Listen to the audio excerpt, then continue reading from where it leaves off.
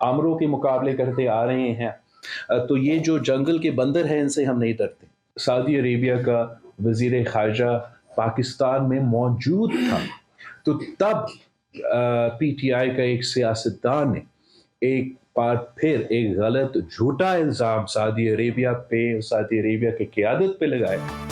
आमिरों का मुकाबला करने वालों को जंगल के बंदरों से कैसा डर। बिलावल भुट्टो ने असेंबली में बाजे बजाने वालों का बाजा बजा दिया। बोले पीटीआई अपनी सियासत और मुल्क को नुकसान पहुंचा रही है। सऊदी वजीर खारजा के दौरे पर मुतनाज़ा बयान अफसोसनाक है। वफाकी काबीना में शामिल न होने का फैसला हतमी है।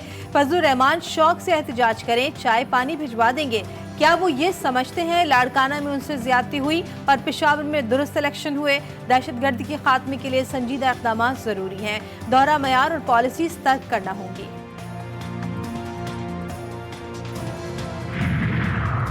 टीएलपी पर पाबंदी से मुतालिक इंटेलिजेंस रिपोर्ट सूबाई हुकूमत के साथ शेयर नहीं की गई। फैजाबाद धरना कमीशन रिपोर्ट में नए इंकशाफात। उस वक्त के वज़ीर आला पंजाब शहबाज शरीफ और साबिक वफाकी वज़ीर कानून जाहिद हामिद के बयानात सामने आ गए।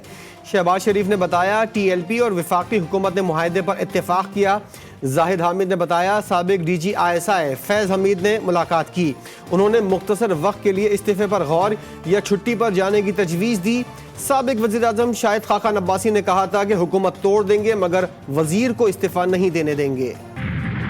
होता ये है कि एक फाजिल मेंबर की तरफ से एक स्टेटमेंट दी जाती है और उसके बाद इनकी अपनी ही पार्टी उसकी तरदीद करती है। हाउस के अंदर दोस्त ममालिक के हवाले से जॉइंट रेजोल्यूशन लाया जाए और जो फॉरेन पॉलिसी को मुल्क दुश्मनी के अंदर नुकसान पहुंचाने की कोशिश की जा रही है, वो इनके लीडर की हिदायत भी की जा रही है।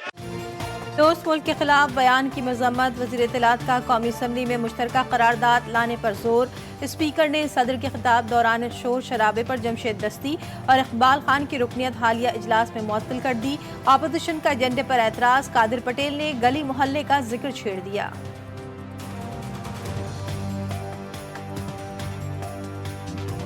As a president unity of the republic को रिप्रेजेंट नहीं कर रहा। हम उसके एड्रेस पे बात करना चाह रहे हैं, हम पॉइंट आउट कराना चाह रहे हैं। आप काइंडली इस पे रूलिंग दे दे। आप नारे लगाएं, आपका हक है, लेकिन ये झोकरों वाली सड़कों पे बिगल बांझे ये अपना प्रोफेशन यहाँ मत पे आओ यार। हमें पता है आपका काम यही है। नवाज शरीफ वज़ीर आज़म बनना नहीं चाहते थे, इरफान सिद्दीकी का दावा। नून लीग रहनुमा का कहना है कि अगर 2/3 अक्सरियत मिलती तो भी वज़ीर आज़म शहबाज शरीफ ही होते। नवाज शरीफ को पार्टी सदारत संभालने का मशवरा दिया है। वो पार्टी सदर बनकर वोटर्स के जख्मों पर मरहम रख सकते हैं। उनके बगैर कोई पेशरफ्त मुमकिन नहीं। मुल्क भर में ज़िमनी इंतखाब का दंगल सजने को तैयार। इंतखाबी मुहिम खत्म, वोटिंग इतवार को होगी। सियासी जमातों की जानिब से भरपूर इंतखाबी मुहिम चलाई गई। आखिरी रोज भी जलसे जुलूस और रैलियां निकाली गईं। उम्मीदवारों ने अपने अपने हलकों में अवाम से नए वादे कर लिए। अच्छा किया कि ये इदारों के सरबराहान बिलखसूस जो हमारे आर्म्ड फोर्सेस के सरबराहान हैं वो नहीं लाए। कल अगर वो भी ऐवान में होते, हमने एहतजाज फिर भी इसी हालत में इसी शिद्दत के साथ करनी थी। सदर की तकरीर के दौरान एहतजाज का दिफा। पीटीआई रहनुमा कहते हैं ज़िमनी इंतखाब होने जा रहे हैं लेकिन वोट को इज्जत दो का नारा लगाने वाली वज़ीर आला पंजाब ने सूबे में दफा 144 नाफिज कर दी। इन दफात को नहीं मानेंगे। और हमेशा पाकिस्तान की खुदमुख्तारी, सलमियत, इस्तेकाम, बेबूद और खुशहाली की खातिर अंजाम दूंगा। बलूचिस्तान की नई 14 रुकनी काबीना ने हल्फ उठा लिया। गवर्नर बलूचिस्तान मलिक अब्दुल वली काकड़ ने वज़रा से हल्फ लिया। काबीना में खातून राहिला दुरानी भी शामिल। वज़ीर आला बलूचिस्तान की ज़ेर सदारत काबीना का पहला इजलास। सरफराज बुख्ती का दहशतगर्दों से मुज़ाकरात के मामले पर काबीना की कमेटी बनाने का ऐलान।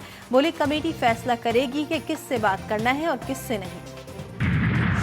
ईरानी फौजी तंसीबात पर हमला नाकाम। ईरानी मिसाइल डिफेंस सिस्टम ने अस्फहान में 3 छोटे ड्रोन फिजा में ही तबाह कर दिए। ईरानी फौजी हुक्काम के मुताबिक कोई बड़ा हमला नहीं था। आलमी एटमी तवानाई एजेंसी ने भी तस्दीक कर दी कि ईरानी जौहरी तंसीबात बिल्कुल महफूज हैं। غزہ پر اسرائیلی بربریت کم نہ ہو سکی، اسرائیلی جنگی طیاروں کی نصیرات الشاطی اور شیخ رضوان میں شدید بمباری، بچوں سمیت 9 فلسطینی شہید، 15 افراد تاحال لاپتہ، الشفا اسپتال کے احاطے سے مزید 30 افراد کی اجتماعی قبر دریافت، قابض فوج کے حملوں میں شہداء کی تعداد 34,000 سے بڑھ گئی۔ غزہ میں اسرائیلی درندگی کے خلاف ایران، اردن اور یمن میں بڑے احتجاجی مظاہرے، یمنی دارالحکومت صنعاء میں ہوئے احتجاج میں لاکھوں افراد کی شرکت۔ غزہ میں اسرائیلی درندگی جاری، ایرانی صدر ابراہیم رئیسی کا دمغان میں مظاہرین سے خطاب، اسرائیل اور امریکہ کو بھرپور جواب دینے کا عزم۔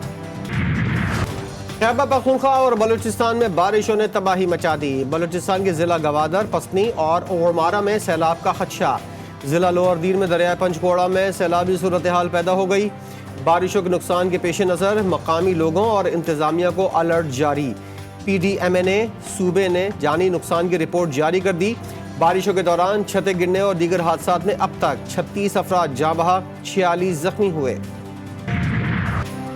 دبئی میں معمولات زندگی تاحال مکمل طور پر بحال نہ ہو سکے، بارش کے دوران بند ہونے والی میٹرو بس سروس کئی اسٹیشن پر بند، ٹرانسپورٹ کی قلت کے باعث عوام کو شدید مشکلات کا سامنا، کئی علاقوں میں مارکیٹیں اور دکانیں بند ہونے سے شہری پریشان۔